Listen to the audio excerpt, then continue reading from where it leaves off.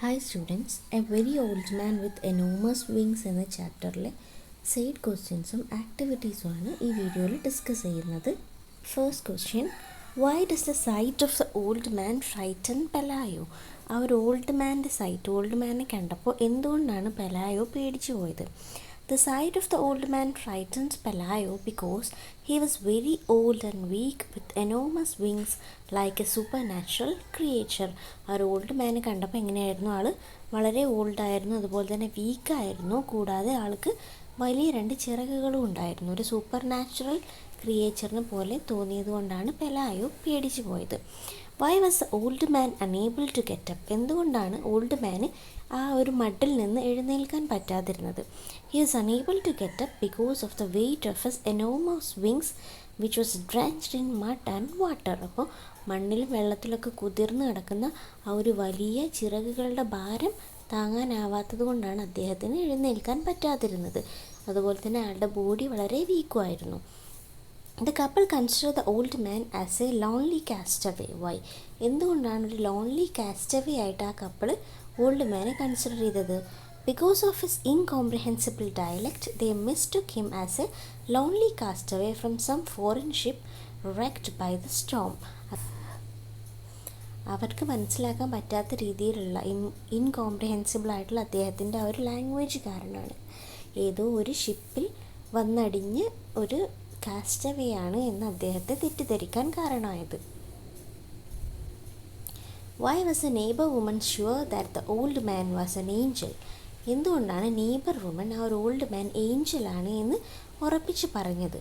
Because of his enormous wings and the sickness of the child the neighbour woman thought he was an Angel. അപ്പോൾ ആ ഒരു ആളുടെ appearance, ആ വലിയ ചിറകുകൾ, അതുപോലെ തന്നെ അവിടെ ആ ഒരു കുട്ടി സിക്കായിട്ട് കിടക്കുന്നു എന്നുള്ളത് കൂടി ആയപ്പോൾ ആ ഒരു ഓൾഡ് വുമൺ ആളെ ഒരു ഏഞ്ചലാക്കി കണക്കാക്കുകയാണ് ചെയ്തത്. Why did Pelayo arm himself with club? എന്തുകൊണ്ടാണ് പെലായോ ആ ഒരു ബെയിലിഫ്സ് ക്ലബൊക്കെ യൂസ് ചെയ്ത് സ്വന്തം ഒരു ആയുധമൊക്കെ കയ്യിൽ കരുതി നിന്നിരുന്നത്? Pelayo used his bailiff's club as means of self protection. ഒരു പ്രൊട്ടക്ഷൻ എന്നുള്ള നിലക്കാണ് പെലായോ അത് യൂസ് ചെയ്തത്. കാരണം ഈ ഒരു ഓൾഡ് മാൻ എങ്ങനെയുള്ള ആളാണ്, ഏഞ്ചലാണോ അതോ വേറെ ഏത് തരത്തിലുള്ള ആളാണ് എന്നൊന്നും ഇവർക്ക് അറിയില്ലായിരുന്നു. അപ്പോൾ സ്വയം ഒരു സംരക്ഷണത്തിന് വേണ്ടിയാവാം ആ ഒരു ക്ലബ്ബൊക്കെ യൂസ് ചെയ്തത്. What made the couple suddenly decided to treat the man with some kindness? പെട്ടെന്ന് എന്തുകൊണ്ടാണ് കപ്പിൾ ആ ഒരു മാനിനെ കുറച്ച് ദയോടുകൂടി ട്രീറ്റ് ചെയ്യാൻ തീരുമാനിച്ചത്? The couple decided to treat the old man with kindness only because of the improvement in the condition of their sick child. ആ ഒരു കുട്ടിയുടെ കണ്ടീഷൻ പെട്ടെന്ന് ഇമ്പ്രൂവ് ആവുകയും കുട്ടിയുടെ പനി കുറയുകയും കുട്ടി ഫുഡ് കഴിക്കാനൊക്കെ താല്പര്യം കാണിക്കുകയൊക്കെ ചെയ്തപ്പോൾ ആ ഓൾഡ് മാൻ എന്തോ ഒരു മാജിക്കൽ പവർ ഉണ്ട് എന്ന് ബിലീവ് ചെയ്തത് കൊണ്ടാണ് അവർ ആളോട് കുറച്ച് ദയ കാണിക്കാൻ തീരുമാനിച്ചത്.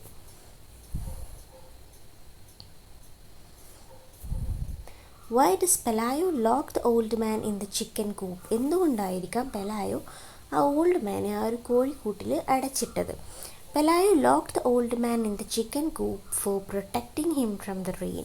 ആ ഒരു മഴയിൽ നിന്ന് അദ്ദേഹത്തെ സംരക്ഷിക്കാൻ എന്നവണ്ണായിരിക്കാം ആ ഒരു ചിക്കൻ കൂപ്പിൽ കൊണ്ടുപോയി അടച്ചിട്ടത്. അതുപോലെ വേണമെങ്കിൽ ആ ഒരു തൻ്റെ ഫാമിലിയെ ഈ ഒരു ഏഞ്ചലിൽ നിന്നും പ്രൊട്ടക്റ്റ് ചെയ്യാൻ, ഏഞ്ചൽ അപകടകാരിയാണോ, എന്താണ് ഈ ഒരു ഏഞ്ചലിൻ്റെ നേച്ചർ എന്നറിയാത്തത് കൊണ്ട് ഫാമിലിയെ പ്രൊട്ടക്റ്റ് ചെയ്യാൻ എന്ന രീതിയിലും വേണമെങ്കിൽ ആ ഒരു കൂപ്പിൽ ലോക്ക് ചെയ്തിട്ടു എന്ന് പറയാം.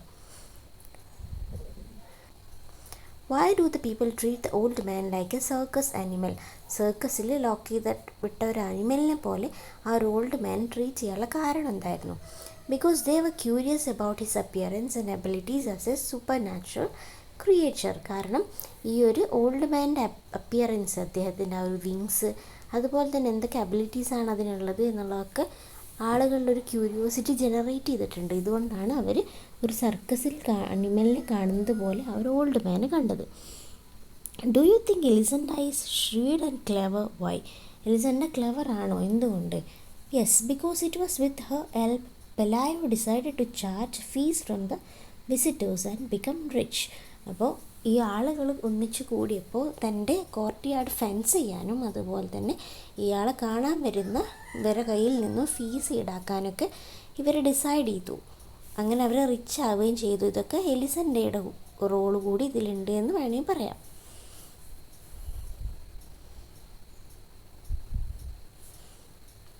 His only supernatural virtue seemed to be patience.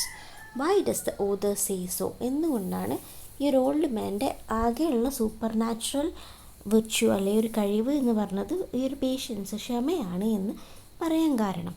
Because the old man was very patient and never reacted to the atrocities of the visitors. കാരണം ആ ഒരു ഓൾഡ് മാൻ അറൈവ് ചെയ്തത് മുതൽ ആളെന്താണ് വളരെ പേഷ്യൻ്റാണ്. ഒരുപാട് പേര് പല രീതിയിൽ അയാൾ ഉപദ്രവിച്ച്, ഫുഡൊക്കെ ത്രോ ചെയ്തിട്ടും ഫെതേഴ്സൊക്കെ പ്ലക്ക് ചെയ്യാൻ ശ്രമിച്ചൊക്കെ ആളുകളെ അദ്ദേഹത്തെ ഉപദ്രവിച്ചിട്ടും അതിനോടൊന്നും റിയാക്ട് ചെയ്യാതെ വളരെ ക്ഷമയോട് കൂടിയിട്ടാണ് ആൾ നിന്നത്. അതുകൊണ്ടാണ് patience as the only virtue എന്ന് ഓതർ പറഞ്ഞത്. Why do more people flock to see the woman rather than the old man? ആ ഒരു സ്പൈഡർ വുമണിനെ കാണാൻ കൂടുതലായിട്ട് ആളുകൾ പോയത് എന്തുകൊണ്ടാണ്? Because admission fees to see her was less than the fee to see the angel. അതിനൊന്നാമത്തെ reason എന്താണ്? ഈ ഒരു ഏഞ്ചലിനെ കാണാൻ വേണ്ട അത്രയും ഫീ ഈ ഒരു spider വുമണിന് കാണാനുണ്ടായിരുന്നില്ല. They were also permitted to ask her all manner of questions about her absurd state. അതുപോലെ തന്നെ ആളുകൾക്ക് ആ ഒരു സ്പൈഡർ വുമണിനോട് ക്വസ്റ്റ്യൻസ് ചോദിക്കാനുള്ള ഒരു പെർമിഷൻ കൂടെ കിട്ടിയിരുന്നു. അപ്പോൾ ഈ ഒരു ഓൾഡ് മാനേക്കാളും ഒന്നുകൂടെ ക്യൂരിയസ് ആയിട്ടുള്ള ഇൻസിഡൻറ്റ് അതാണ് എന്ന് തോന്നിയതുകൊണ്ടാണ് ആളുകൾ അങ്ങോട്ടേക്ക് പോയത്. Why is the doctor surprised by the logic of wings? ആ ഒരു വിങ്സ് എന്നുള്ള ലോജിക് കൊണ്ട് ഡോക്ടർ സർപ്രൈസ്ഡ് ആയത് എന്തുകൊണ്ടാണ്? Because they seemed so natural on that completely human organism. കാരണം അദ്ദേഹത്തിൻ്റെ ആ ഒരു ഓൾഡ് മാൻ്റെ ശരീരത്തിൽ ആ ഒരു വിങ്സ് വളരെയധികം നാച്ചുറലായിട്ട് ആൾക്ക് ഫീൽ ചെയ്തു. അതുപോലെ തന്നെ he couldn't understand why other people didn't have dum. മറ്റുള്ള ആളുകൾക്ക് എന്തുകൊണ്ടാണ് ആ ഒരു വിങ്സ് ഇല്ലാത്തത് എന്ന് അദ്ദേഹത്തിന് മനസ്സിലാക്കാൻ പറ്റിയില്ല. ഇതുകൊണ്ടാണ് ഈ ഒരു വിങ്സ് എന്ന ലോജിക്കിനോട് അദ്ദേഹം സർപ്രൈസ് കാണിച്ചത്. Why does Elisenda let out a sigh of relief? Elisenda let out a sigh of relief because finally their family is free from the annoyance of the old man. Finally ആ family ആ ഒരു old മാൻ്റെ അനോയൻസിൽ നിന്ന്, അല്ലെങ്കിൽ ആ old മാൻ്റെ പ്രസൻസിൽ നിന്ന് അവർ free ആയി എന്നുള്ളത് കൊണ്ടാണ് ആൾ ഒരു സൈ ഓഫ് റിലീഫ് വിട്ടത്, ഒരു നെടുവീർപ്പിട്ടത്.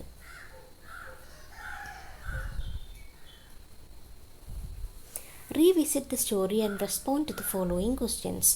സ്റ്റോറിയുടെ താഴെയായിട്ട് വരുന്ന കുറച്ചുകൂടെ ക്വസ്റ്റ്യൻസ് ആണിത്. What is the old man's role in the story? How does his presence affect Pelayo's family? ഈ ഒരു സ്റ്റോറിയിൽ ഓൾഡ് മാൻ്റെ റോൾ എന്താണ്, അതുപോലെ തന്നെ അദ്ദേഹം എങ്ങനെയാണ് ഈ ഒരു ഫാമിലിയെ അഫക്റ്റ് ചെയ്തത്? The old man can be considered as A protagonist of the story. ഈ ഒരു സ്റ്റോറിയിലെ ഒരു മെയിൻ ഹീറോ ആയിട്ട് ഈ ഒരു ഓൾഡ് മാനെ നമുക്ക് കൺസിഡർ ചെയ്യാം. His presence change the fate of Pelayo and his family. അദ്ദേഹത്തിൻ്റെ പ്രസൻസ് ഫെലായോയുടെ ഫാമിലിയുടെ ഒരു ഫേറ്റ് തന്നെ, ഒരു വിധി തന്നെ മാറ്റിമറിച്ചു. From poor bailiff he become a rich and famous person among the villagers. ആ ഒരു പുവർ ബെയിലിഫിൽ നിന്നൊരു സാധാരണ തൊഴിലാളിയിൽ നിന്ന് അദ്ദേഹം എന്താണ് ഒരു റിച്ച് ആൻഡ് ഫേമസ് ആയിട്ടുള്ള പേഴ്സണായി മാറുകയാണ് ചെയ്തത്. Mention any 2 traits of the old man that impresses you. ആ ഓൾഡ് മാൻ്റെ എന്തെങ്കിലും 2 നേച്ചർ, നിങ്ങളെ ഇംപ്രസ് ചെയ്ത നേച്ചർ. ഒന്ന് ഹിസ് എനോമസ് വിങ്സ്, പിന്നെ മറ്റൊന്നെന്താണ് അദ്ദേഹത്തിൻ്റെ പേഷ്യൻസ്. മറ്റ് ട്രൈറ്റ്സ് കൂടെ നിങ്ങൾക്ക് ആഡ് ചെയ്യാം.